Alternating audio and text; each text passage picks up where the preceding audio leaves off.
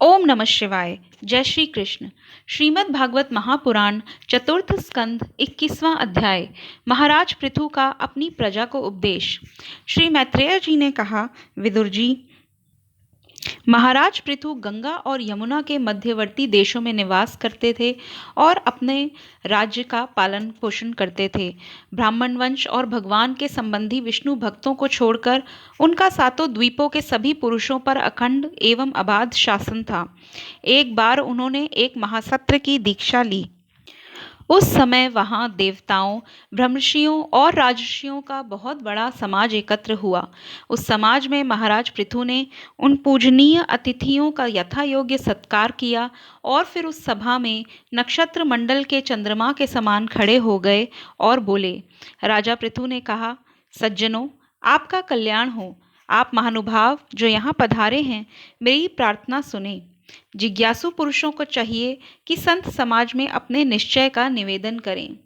हे महानुभावों, मैं आपसे एक वस्तु मांगता हूँ, उसके लिए कोई दबाव नहीं डालना चाहता। यदि आप लोग प्रसन्नतापूर्वक उसे देना स्वीकार करेंगे तो मैं बहुत उपकार मानूंगा। मैं यह चाहता हूँ कि समस्त द्वीपों के निवासी जितने भी छोटे बड़े स्त्री पुरुष हैं, वे सब नारायण जी का भजन पूजन किया करें। जिस राजा के देश की प्रजा जो पाप तथा पुण्य करती है, उन सबका 6वां भाग राजा को ही प्राप्त होता है। इसलिए मैं यह चाहता हूँ कि सब लोगों को श्री नारायण जी के चरणों में भक्ति और प्रीति अवश्य रखनी चाहिए।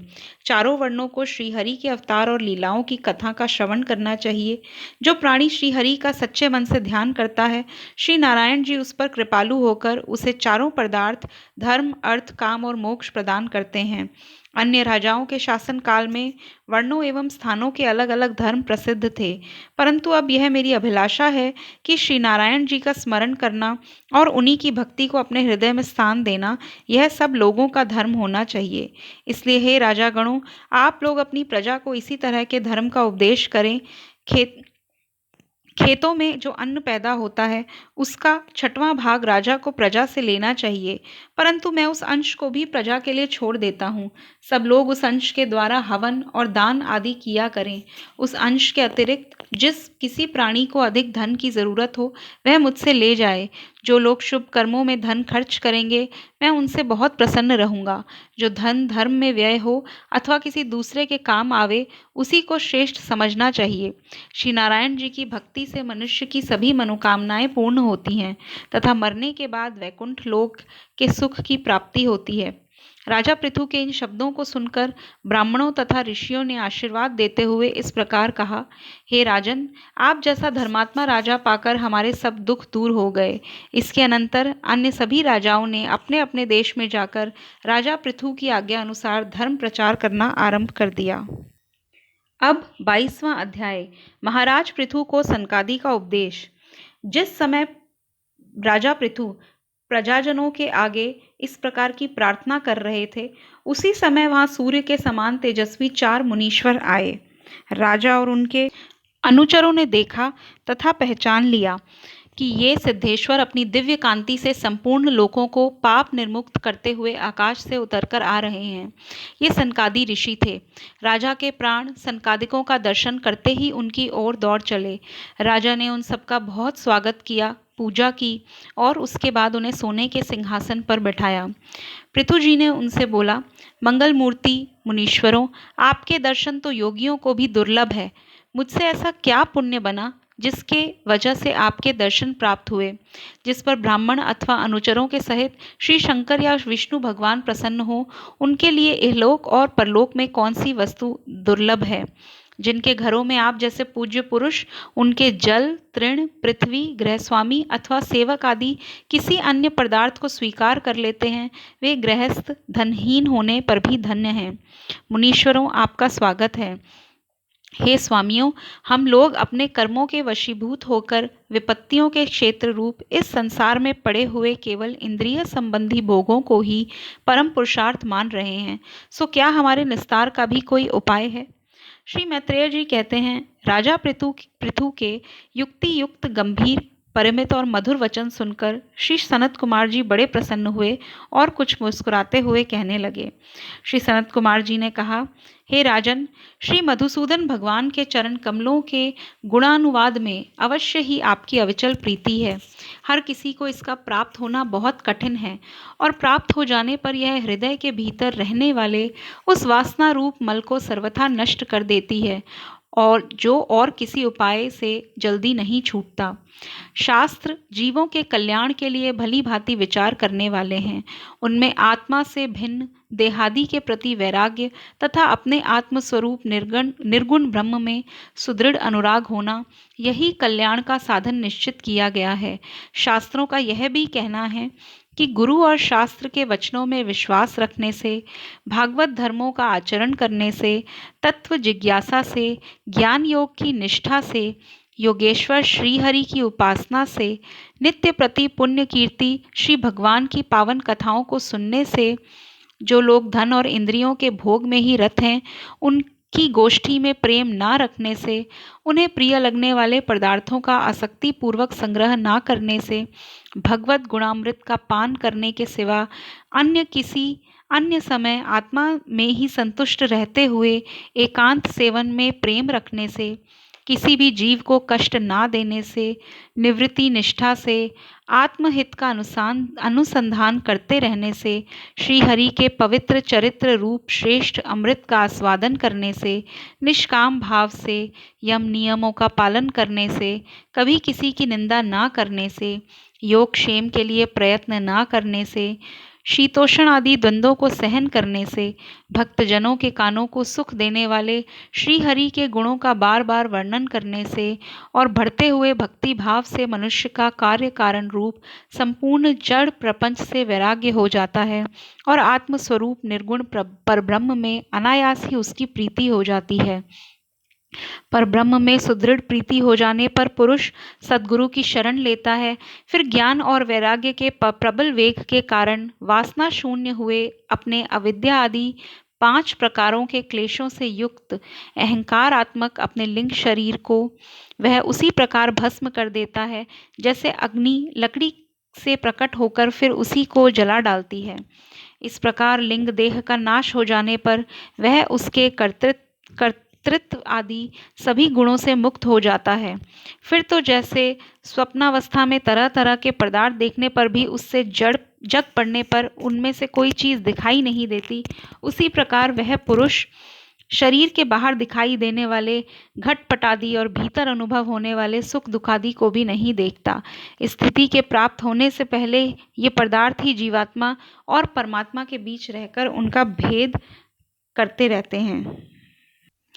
विदुर जी मैत्रेय जी कहते हैं, विदुर जी ब्रह्मा जी के पुत्र आत्मज्ञानी सनत कुमार जी से इस प्रकार आत्म तत्व का उपदेश पाकर महाराज पृथु ने उनकी बहुत प्रशंसा की और फिर पृथु जी ने उनकी पूजा की और वे उनके शील की प्रशंसा करते हुए सब लोगों के सामने ही आकाश मार्ग से चले गए। और उसके बाद महाराज पृथु इस आत्म उपदेश को ध्यान में रखते हुए राज्य करने लगे। इस प्रकार आत्मनिष्ठा में स्थित होकर सभी कर्तव्य कर्मों का यथोचित रीति से अनुष्ठान करते हुए उन्होंने अपनी पत्नी अर्ची के गर्भ से अपने अनुरूप 5 पुत्र उत्पन्न किए। उनके नाम विजिताश्व, धूम्रकेश, हर्यक्ष, द्रविण और वृक थे। महाराज पृथु भगवान के अंश थे। वे समय समय पर जब जब आवश्यक होता था जगत के प्राणियों की रक्षा के लिए अकेले ही समस्त लोकपालों के गुण धारण कर लिया करते थे। अपने उदार मन, प्रिय और हितकर वचन, मनोहर मूर्ति और सौम्य गुणों के द्वारा प्रजा का रंजन करते रहने से दूसरे चंद्रमा के समान उनका राजा यह नाम सार्थक हुआ। वे तेज में अग्नि के समान दुर्धर्ष, इंद्र के समान अजेय, पृथ्वी के समान क्षमाशील और स्वर्ग के समान मनुष्यों की समस्त कामनाएं पूर्ण करने वाले थे। समय समय पर प्रजाजनों को तृप्त करने के लिए वे मेघ के समान उनके अभीष्ट अर्थों को खुले हाथ से लौटाते रहते थे। वे समुद्र के समान गंभीर और पर्वतराज सुमेरु के समान धैर्यवान भी थे। अब 23वां अध्याय, राजा पृथु की तपस्या और परलोक गमन।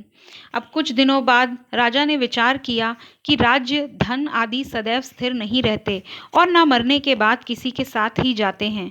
इसलिए मुझे यही उचित है कि मैं इन सबको त्याग कर वन को चला जाऊं और वहां जाकर अपने परलोक को सुधारने के निमित्त श्री हरि भगवान का तप एवं ध्यान करूं।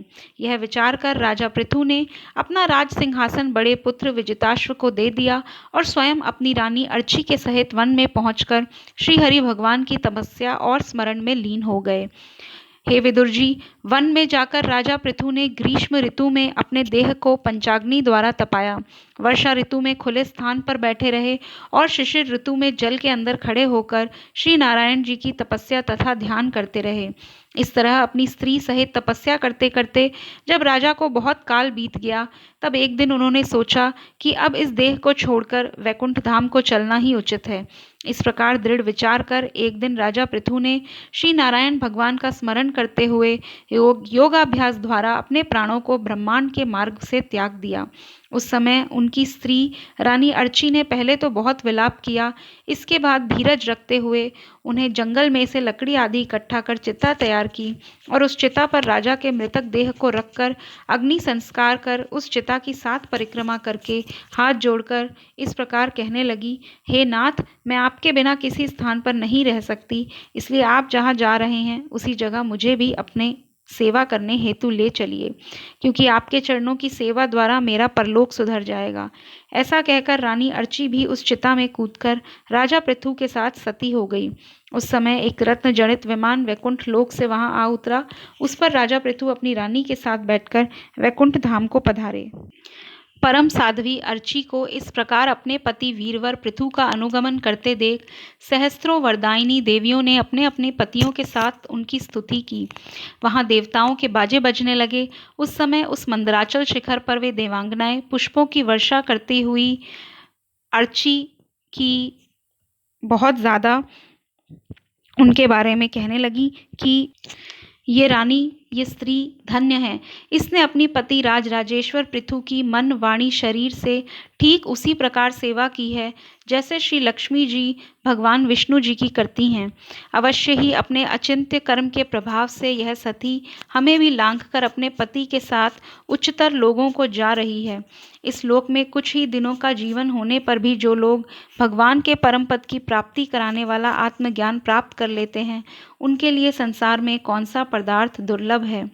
अतः जो पुरुष बड़ी कठिनता से भूलोक में मोक्ष का साधन स्वरूप मनुष्य शरीर पाकर भी विषयों में आसक्त रहता है, वह निश्चय ही आत्मघाती है और वह ठगा गया। श्री मैत्रेय जी कहते हैं, विदुर जी, जिस समय देवांगनाएं इस प्रकार स्तुति कर रही थी, भगवान के जिस परम धाम को आत्मज्ञानियों में श्रेष्ठ भगवत प्राण महाराज पृथु गए, महारानी अर्ची भी उसी पतिलोक को गईं। परम भागवत पृथु जी ऐसे ही प्रभावशाली थे। उनके चरित्र बड़े ही उदार हैं। मैंने तुम्हारे सामने उनका वर्णन किया। जो पुरुष इस परम पवित्र चरित्र को श्रद्धापूर्वक एकाग्र चित्त से पढ़ता है, सुनता है अथवा सुनाता है, वह भी महाराज पृथु के पद भगवान के परम धाम को प्राप्त होता है। यह अध्याय यहीं समाप्त हुआ। धन्यवाद।